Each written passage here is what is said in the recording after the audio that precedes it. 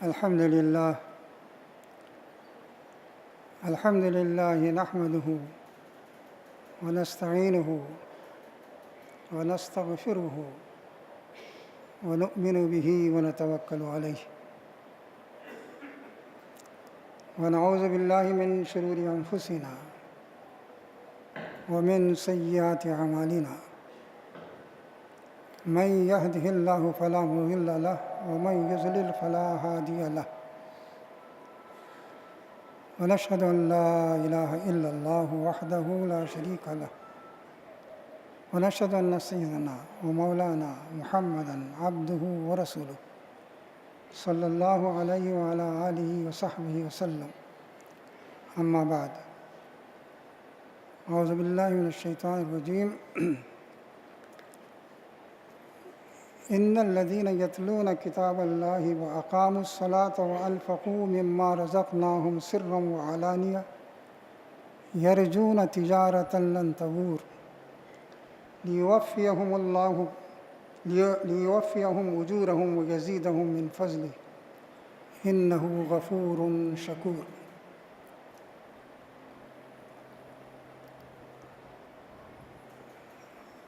بزرگوں، بھائیوں اور عزیزوں، محترم خواتین، ماؤں، بہنوں اور بیٹیوں، اس وقت سورہ فاتر کی 2 آیتوں کی تلاوت کی گئی ہے۔ ان آیتوں کا ترجمہ یہ ہے، یقیناً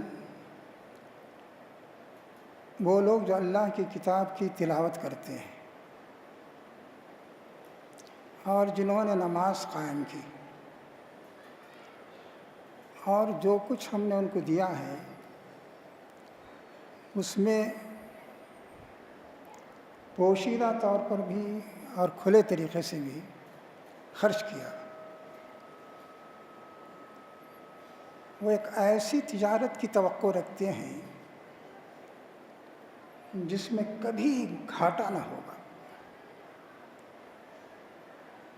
تاکہ اللہ ان کو ان کی کوششوں کا پورا بدلہ دے اور اپنے فضل سے اس سے زیادہ نوازے۔ اللہ تو بڑا معاف کرنے والا ہے اور انسان کی کوششوں کا قدرداں ہے۔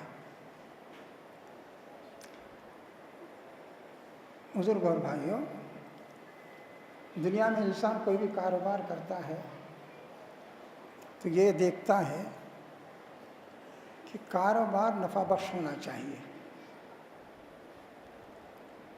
اور دوسری فکر یہ ہوتی ہے اس میں کوئی بڑا رسک نہ ہو، خطرہ نہ ہو، نقصان کا۔ ظاہر ہے کاروبار کرنے والے کے دیکھنے کا حق بھی ہے، لیکن دنیا کے بعد کی جو زندگی ہے،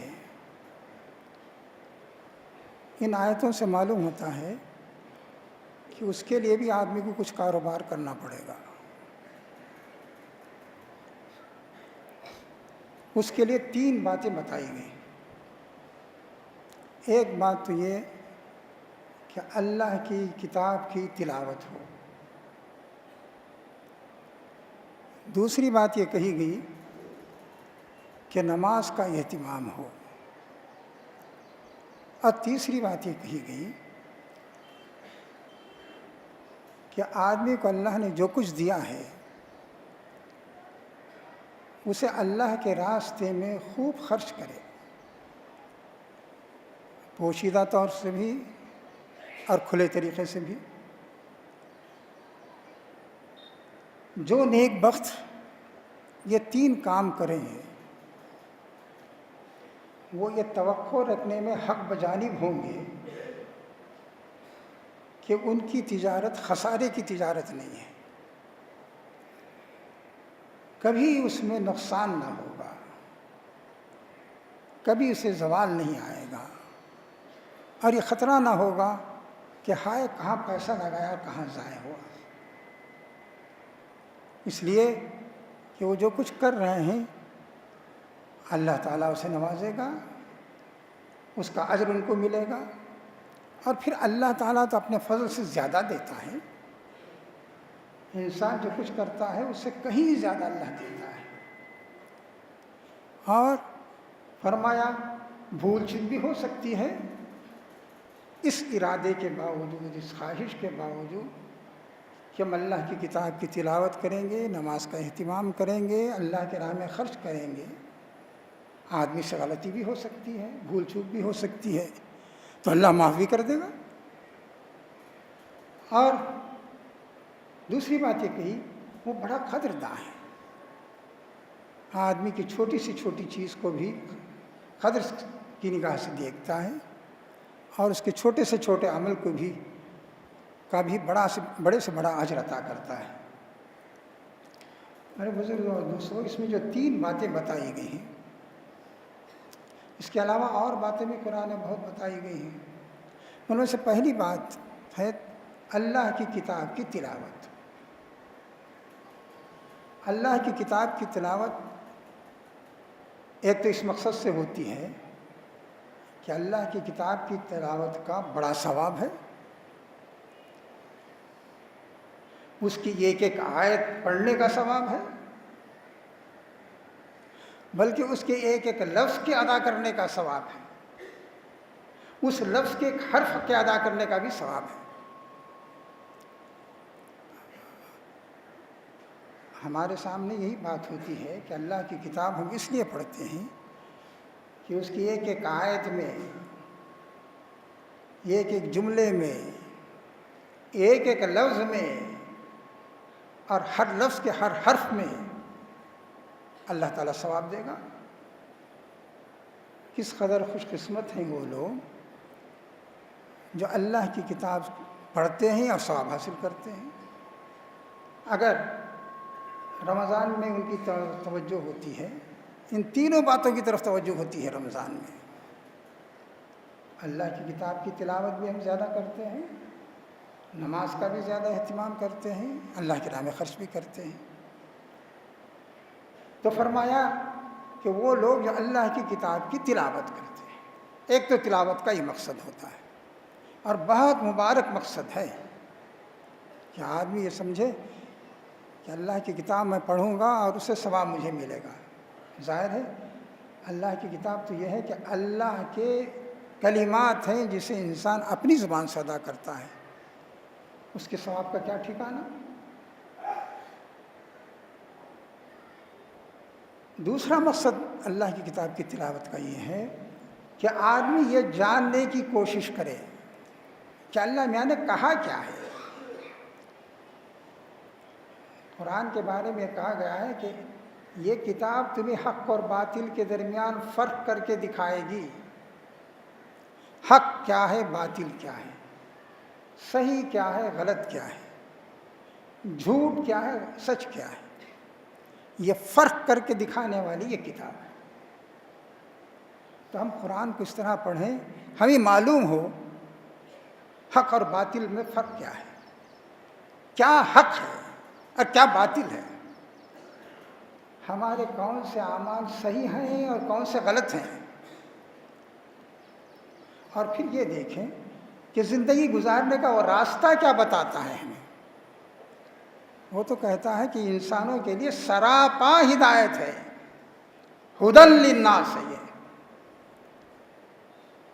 یعنی یہ کتاب سراپا ہدایت ہے۔ دیکھیں کیا راستہ دکھاتی ہے وہ کتاب، کیا ہدایت دیتی ہے، کس معاملے میں کیا حکم دیتی ہے۔ ایک مقصد یہ ہے، اور یہ بہت بڑا مقصد ہے۔ اگر آدمی اس مقصد سے اللہ کی کتاب کھولے کہ دیکھیں کہ وہ کیا بتاتی ہے، میرے کون سے عمل کو صحیح قرار دے رہی ہے اور کون سے عمل کو غلط قرار دے رہی ہے، مجھے کیا عقیدہ دے رہی ہے، کیا فکر دے رہی ہے، دنیا میں زندگی گزارنے کا کیا طریقہ بتاتی ہے، میں گھر میں کیسے رہوں، بازار میں کیسے معاملہ کروں، دوستوں کے ساتھ کیسے رہوں، دشمنوں کے ساتھ کیا معاملہ کروں، کیا تعلیم دیتی ہے وہ۔ اللہ نے اپنی کتاب آپ کے ہاتھ میں دے دی کہ دیکھو اس میں. میرے دوستوں اور ساتھیوں، ہم تلاوت کرتے ہیں لیکن کبھی اس لحاظ سے اس کے اوراق پلٹ کے نہیں دیکھتے. شب و روز تلاوت کرتے ہیں اور ثواب بھی کماتے ہیں، لیکن یہ جو مقصد ہے کہ قرآن فرق کرنے کے لیے آیا ہے سچ غلط اور صحیح میں، اور راستہ دکھانے کے لیے آیا ہے. اور ہم قرآن شروع کرتے ہی دعا کرتے ہیں اہدنا الصراط المستقیم، اے اللہ ہمیں سیدھا راستہ دکھا، ان لوگوں کا راستہ دکھا جن پر تیری نوازش ہوتی رہی، جن پر تیرے انعام ہوتے رہے.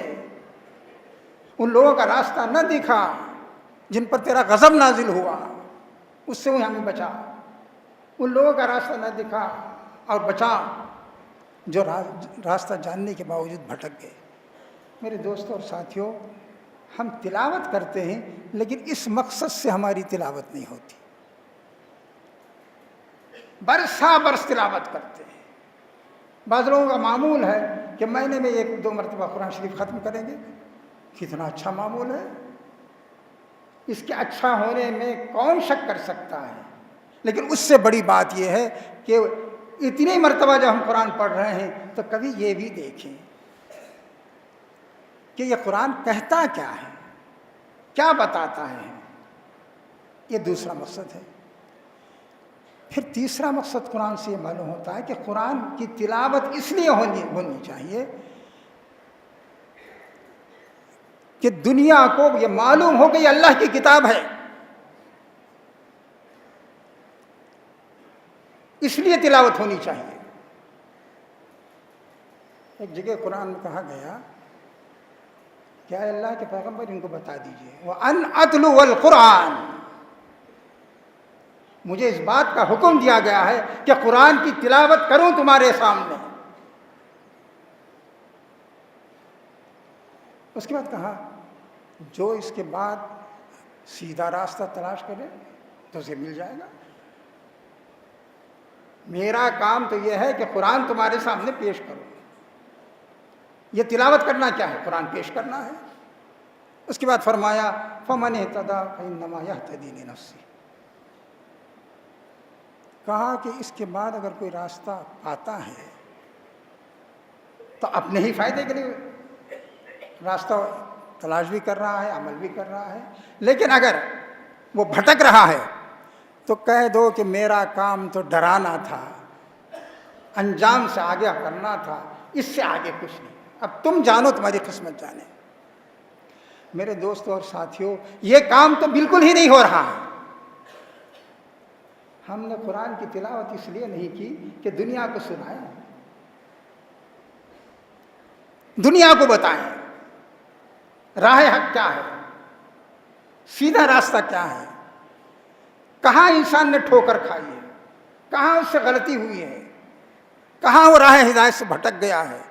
یہ کون بتائے گا؟ قرآن بتاتا ہے، اور بتانے کا کام آپ کے ذمہ کیا ہے اس نے. لیکن ہمیں کوئی اس کا خیال ہی نہیں آتا. میرے دوست اور ساتھیوں، اگر یہ 2 باتیں ہو جائیں، قرآن کو ہم اس لیے پڑھیں کہ وہ ہمیں کیا ہدایت دیتا ہے اور اس کے مطابق عمل کریں، اور پھر قرآن کو دنیا کے سامنے پیش کریں، تو آج آپ کی جو تصویر دنیا کے سامنے بگڑی ہوئی ہے وہ تصویر باقی نہیں رہے گی. اور اگر آپ کی تصویر کوئی دنیا میں بگاڑنے کی کوشش کرے تو 10 آدمی کہیں گے کہ تم غلط الزام لگا رہے ہو اس پر. یہ قرآن پڑھنے والا اور پڑھانے والا اور قرآن پر عمل کرنے والا انسان ہے. یہ جھوٹ نہیں بول سکتا، یہ دھوکہ نہیں دے سکتا، یہ فریب نہیں کر سکتا، یہ زنا اور بدکاری میں مبتلا نہیں ہو سکتا، یہ دہشت گرد نہیں ہو سکتا، یہ ظالم نہیں ہو سکتا. 10 آدمی گواہی دیں گے.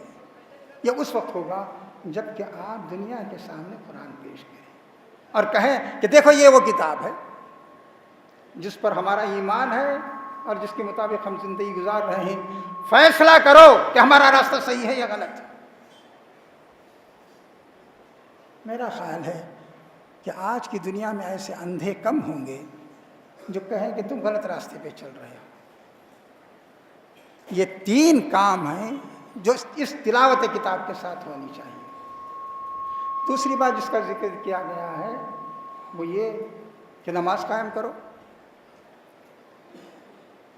جس تجارت کی کامیابی کی خبر دی گئی ہے اور جس کے بارے میں کہا گیا کہ اس میں کوئی خسارہ نہیں ہوگا، اس کی دوسری بات یہ بتائی گئی کہ نماز قائم کرو۔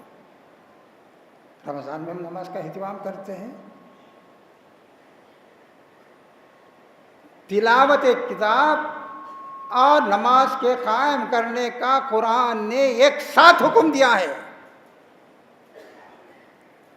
اسی سے آپ نماز کی اہمیت سمجھ سکتے ہیں۔ اتل ما اوحی الیک من الکتاب واقم الصلاۃ ان الصلاۃ تنہی عن الفحشاء والمنکر ولذکر اللہ اکبر واللہ یعلم ما تصنعون۔ پڑھو وہ کتاب جس کی وحی آپ پر کی جا رہی ہے۔ رسول اللہ صلی اللہ علیہ وسلم سے خطاب ہے اور آپ کے واسطے سے ہم میں سے ہر شخص سے خطاب ہے۔ کہاں پڑھو، تلاوت کرو اس کتاب کی جو آپ پر وحی کے ذریعے نازل کی جا رہی ہے، اور نماز قائم کرو۔ یہ دونوں حکم ایک ساتھ ہیں۔ آدمی محض تلاوت کرتا رہے، نماز کو بھول جائے تو صحیح معنی میں وہ دین کا حق ادا نہیں کر سکتا۔ جس شخص کی زندگی میں نماز نہ داخل ہو اس نے صحیح معنی میں قرآن کی تلاوت کی ہی نہیں۔ قرآن کی تلاوت کرے اور اس کی زندگی میں نماز نہ شامل ہو، یہ ممکن نہیں ہے۔ اور نماز جب آتی ہے تو قرآن کہتا ہے کہ آدمی برائیوں سے بچنے لگتا ہے۔ ان الصلاۃ تنہی عن الفحشاء والمنکر۔ نماز قائم کرو۔ نماز تو وہ چیز ہے کہ آدمی کو بے حیائی کے کاموں سے روکتی ہے، غلط کاموں سے روکتی ہے، جن چیزوں کو اللہ تعالیٰ ناپسند کرتا ہے ان سب چیزوں سے روکتی ہے۔ نماز روکتی ہے، بتاتی ہے کہ تم اللہ کے بندے ہو، یہ کام تمہیں نہیں کرنا چاہیے۔ نماز کوئی ڈنڈا نہیں ہے کہ آپ نے غلط کام کیا ڈنڈا برسنے لگا، نہیں۔ نماز آواز دیتی ہے کہ جو قدم تم اٹھا رہے ہو وہ غلط ہے، یہ بے حیائی کا کام ہے، یہ فحش کام ہے۔ تو فرمایا یہ تو اللہ کا ذکر ہے، اللہ کے ذکر سے بڑی کیا چیز ہوگی۔ تو میرے دوستوں اور ساتھیوں، اگر ہم اس پر عمل کریں، اب ذرا سوچ لیجئے، آج یہ مسجد ناکافی ہے اور خیال ہو رہا ہے کہ شاید ایسی دگنی تگنی مسجد چاہیے ہمیں۔ اگر ہمارے اندر نماز داخل ہو جائے تو قریب قریب اتنی حاضری رمضان کے علاوہ بھی ہوگی۔ کیا نماز صرف رمضان کے لیے ہے؟ وہ تو ہمیشہ کے لیے ہے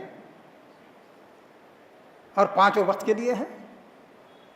تو وہ افراد جو آج محلے کے یہاں نظر آ رہے ہیں عصر میں کیوں نہیں نظر آتے؟ اس لیے مغرب میں کیوں نہیں نظر آتے؟ اس لیے کہ ہم نے یہ سمجھا ہے کہ نماز بھی کچھ خاص اوقات ہی میں پڑھنے کی چیز ہے۔ حالانکہ جس قرآن پر ہمارا ایمان ہے اس کا اولین تقاضا یہ ہے، پہلا مطالبہ یہ ہے کہ نماز قائم کرو۔ اور جگہ جگہ بتایا گیا کہ ہماری ساری پریشانیاں دور ہو جائیں گی، اور جس طرح کے خطرات میں تم گھرے ہوئے ہو وہ ان خطرات سے نکل آؤ گے۔ اور تیسری بات یہ بتائے گی، اس کاروبار کے لیے، اس تجارت کے لیے جس میں کوئی گھاٹا نہیں ہوگا۔ تیسری چیز ہے آدمی اپنا پیسہ خرچ کرے۔ کہا وَأَنفَقُوا مِمَّا رَزَقْنَاهُمْ، جو ہم نے دیا ہے، جو ہم نے دیا ہے۔ تمہارے پاس اگر کوئی چیز ہے تو یہ تمہاری، ایسا نہیں ہے کہ آپ یہ کہیں کہ میری کوشش سے یہ حاصل ہو۔ وہ تو قارون کہتا تھا انما اوتیتہ علی علم عندی، ارے میرے پاس علم تھا، بصیرت تھی، اس سے یہ دولت ملی ہے۔ مسلمان کبھی نہیں کہہ سکتا یہ بات، کوئی اللہ کا بندہ نہیں کہہ سکتا۔ قرآن کہتا ہے کہ یہ یقین رکھو کہ ہم نے دیا ہے۔ اگر تمہارے پاس آج 10-20 ہزار ہیں، 10-20 لاکھ ہیں، 10-20 کروڑ ہیں، 10-20 ارب ہیں، تو یہ سب ہم نے دیا ہے، اس میں سے تمہیں خرچ کرنا ہے۔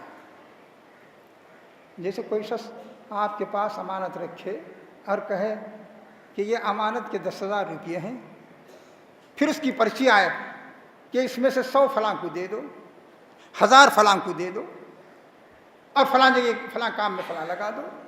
یہی حال ہے انسان کا، جو کچھ دیتا ہے اللہ دیتا ہے، کوشش کرنے والے سب برابر کرتے ہیں۔ ایک مزدور جتنی محنت کرتا ہے، شاید وہ لوگ جن کے پاس دولت کے خزانے وہ اتنی محنت نہیں کرتے، لیکن یہ اللہ کی مرضی ہے کہ وہ دن بھر مزدوری کر کے 200-400 روپے کماتا ہے، وہ دن بھر کی محنت میں لاکھوں روپے کماتا ہے۔ تو کہا کہ ہم نے جو دیا ہے، ہم کہتے ہیں کہ اس میں سے خرچ کرو، تمہاری چیز نہیں ہے، ہماری عطا کردہ چیز ہے، اس میں سے جہاں ہم نے کہا اس میں خرچ کرو۔ کہا کہ خرچ کرنے کی 2 صورتیں ہیں، ایک تو یہ ہے کہ خرچ کرنے میں ریاء کا اندیشہ بھی رہتا ہے، تو خاموشی سے دو، اور کبھی ضرورت پڑے گی سامنے دینے کی، دونوں طرح سے دو۔ قرآن نے کہا ان تبدوا الصدقات فإنما هي، خدا کے راہ میں اگر خرچ کرتے ہوئے اگر اسے سامنے لانا پڑے تو کوئی حرج نہیں ہے، اچھی بات ہے۔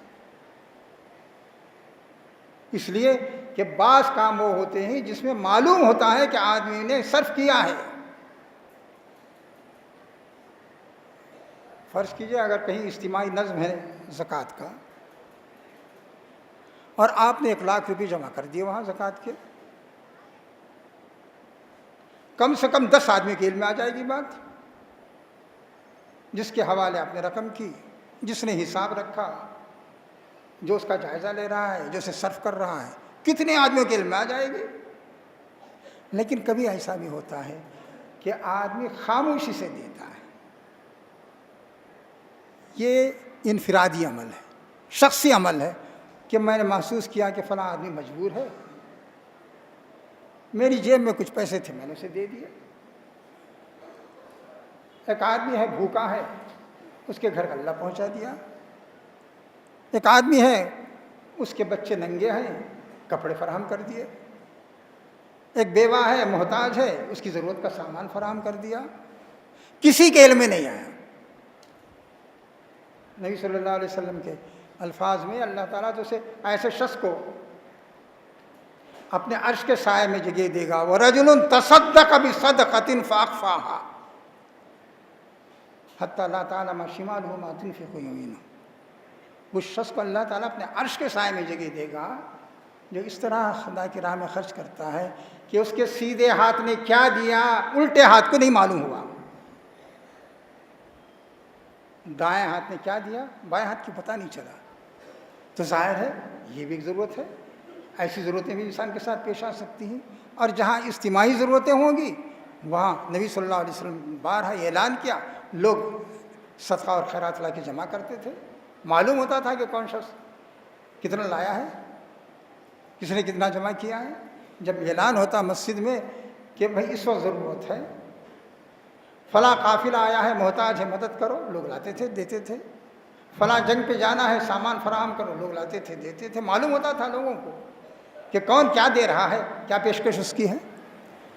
تو 3 باتیں بتائی گئیں اور اس کے بعد کہا کہ ان 3 باتوں پر اگر عمل ہو تو ایسے لوگ اس توقع رکھ سکتے ہیں، وہ یہ توقع رکھنے میں حق بجانب ہیں کہ ان کی تجارت کو کوئی گھاٹا نہیں ہوگا، اور ان کی کوششوں کا بہترین بدلہ اللہ دے گا اور اس سے زیادہ دے گا، اور اگر کہیں بھول چوک ہوگی تو معاف بھی کر دے گا۔